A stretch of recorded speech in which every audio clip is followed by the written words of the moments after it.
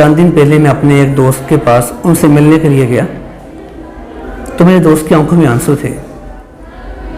میں نے پوچھا کہ رضوان بھائی کیا بات ہے؟ کہتی ہیں میں نے اپنے ایک ملازم کو کسی کے گھر میں کام کرنے کے لیے بھیجا۔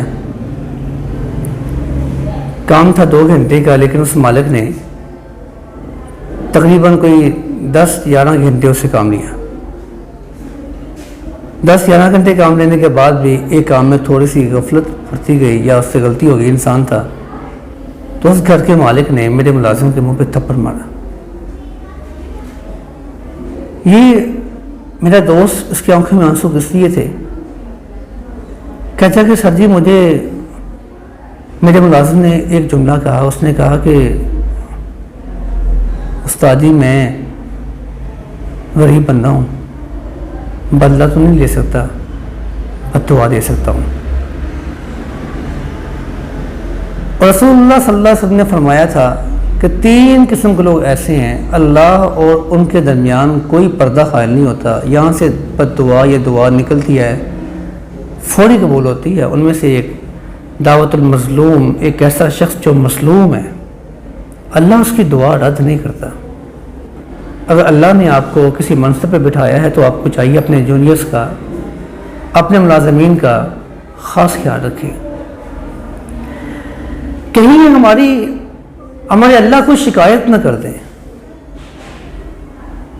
اور یہ جو اللہ کو شکایت ہے اتنی خطرناک ہے کہ میں ایک واقعہ پڑھ رہا تھا، ایک تابعی تھے، انہوں نے اپنے بڑھاپے میں جب موت کا وقت قریب آیا، انہوں نے اپنا گھوڑا بلوایا، اپنے بیٹے سے کہتے ہیں میرا گھوڑا لے کے آئیں۔ بیٹا گھوڑا لے کے آ گیا، یہ اپنے گھوڑے کے سامنے یوں ہاتھ جوڑ کے کھڑے ہو جاتے ہیں اور عاجزی سے کہتے ہیں کہ میں نے تمہارے اوپر سواری کی ہے اور میں نے پورا خیال رکھا ہے کہ تمہارے اوپر تمہاری استطاعت سے زیادہ وزن نہ ڈالا جائے، میں نے پورا خیال رکھا ہے کہ تمہاری خوراک کا، کھانے پینے کا اچھا انتظام کیا جائے۔ کبھی کسی نے اگر مجھ سے تمہارے متعلق سوال کیا ہے نا تو میں نے پہلے اس کو مکمل رہنمائی دی ہے کہ میری سواری، میرا گھوڑا اتنا بوجھ اٹھا سکتا ہے، اتنی رفتار سے چل سکتا ہے، اتنا کھانا کھاتا ہے، اس کے اوپر اس کی استطاعت سے زیادہ وزن بھی نہ ڈالنا اور اس کے کھانے پینے کا بھی خاص خیال رکھنا۔ میں نے کبھی تمہارے پر ظلم نہیں کیا، یہ میری درخواست ہے تمہارے سامنے، لا تخاصم لی عند ربی غدن، کل میرے اللہ کو میری شکایت نہ کرنا۔ یعنی اللہ کے ولی ہونے کے باوجود وہ کس سے کرتے ہیں؟ ایک گھوڑے سے۔ اگر اس بے زبان گھوڑے نے میرے اللہ کو میری شکایت کر دی کہ اللہ میرے مالک نے میرے ساتھ یہ زیادتی کی ہے تو میرا کیا بنے گا؟ میں دیکھتا ہوں کچھ انسٹیٹیوٹس کو جو اپنے ملازم کو مہینے کے درمیان میں یا 1 سال کا ایگریمنٹ ہونے پہ، ایگریمنٹ کے مڈ میں چھوڑنے پہ اس کی سیلری مار لیتے ہیں۔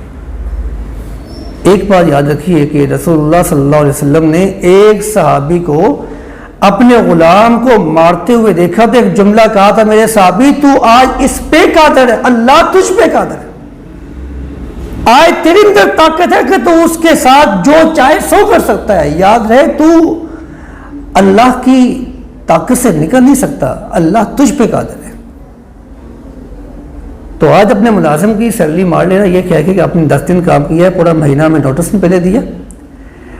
تو اس متعلق ایک بات یاد رکھیے، پہلی بات کہ دعوت المظلوم اللہ رد نہیں کرتا۔ یہ مظلوم لوگ جو آپ کے ملازم ہیں، آپ کے اوپر لازم ہے کہ آپ ان کی عزت کریں جس طرح عزت آپ اپنے بیٹوں کی کرتے ہیں۔ نمبر 2، رسول اللہ صلی اللہ علیہ وسلم فرماتی ہیں قیامت کے دن جو شخص اپنے ملازم کا حق مارتا ہے، اس کی سیلری مارتا ہے، چاہے وہ 2 دن کام کیا اس نے، اس کی اجرت نہیں اسے ادا کرتا، قیامت کے دن میں اللہ کے دربار میں خود اس ظالم کے خلاف اور اس مظلوم کی طرف سے خود وکالت کروں گا اور اللہ کے دربار میں اس کے خلاف لڑوں گا جو شخص اپنے ملازم کا حق مارتا ہے۔ تمہیں بتائیے کل قیامت کو اگر رسول اللہ نے ہماری شکایت کر دی لا تخاصم لی عند ربی غدن، وہ تو جانوروں سے ڈرتے ہیں، تو ہم کیسے لوگ ہیں؟ اور وہ حدیث پاک رسول اللہ فرماتے ہیں کہ میری امت کا سب سے مفلس ترین انسان وہ ہوگا۔ دنیا میں آپ جتنے بھی مالدار ہیں نا، آپ کے مال نے آپ کے ایپ چھپائے ہوتے ہیں، قیامت کے دن سب سے مفلس وہ ہوگا، بڑے بڑے نیک اعمال لے کے آئے گا۔ بڑے لوگ میں نے دیکھے ہیں جو ظاہر بڑے نیک ہوتے ہیں، بڑے متقی پرہیزگار ہوتے ہیں، بڑے بڑے دینی کام کر رہے ہوتے ہیں، لیکن اپنے ملازمین سے ان کا سلوک کیا ہوتا ہے؟ میں حیران ہوتا ہوں۔ فرمایا یہ لوگ آئیں گے قیامت کے دن، بڑی نیکیاں ہوں گی، پھر کیا ہوگا؟ قد شتم ھذا وقذف ھذا واکل مال ھذا، اس کا حق مارا ہوگا، تنخواہ ماری ہوگی، کسی کو گالی دی ہوگی، مندہ بولا ہوگا، ظلم کیا ہوگا، زیادتی کی ہوگی، اللہ اس کی نیکیاں اٹھا اٹھا کے لوگوں کو دیتا رہے گا۔ یعنی آپ بڑی آسانی کے ساتھ اگلے بندے کی تنخواہ مار لیتی ہے، یہ سوچ کے کہ میں آج مالک ہوں، تجھے پتہ نہیں تجھے یہاں بٹھایا کس نے، تجھے مالک بنایا کس نے؟